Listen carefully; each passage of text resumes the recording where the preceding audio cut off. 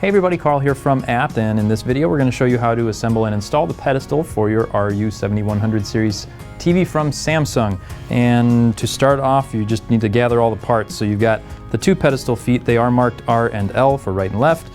We've got some screws. There are 4 in this package that comes with one of the pedestal feet. And then we've got our cable management and, most importantly, a Phillips head screwdriver. So we've got our RU7100 on a table laying face down. We did leave the plastic kind of foam cover on it just to protect the screen from getting scratched at all.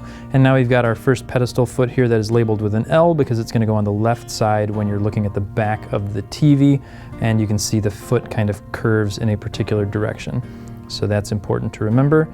And from there, there's a little tab right here that's going to slide into a little notch at the top of the pedestal foot, and that'll just kind of hold it in place like that. So if you push down, it keeps it steady. And then we're going to drop 2 screws in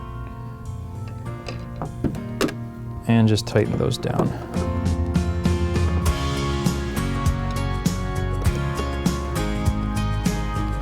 And then we're going to move to the other side and do the same process over there.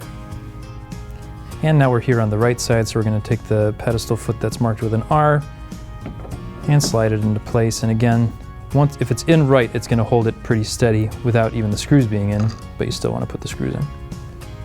So drop those in and again tighten them down.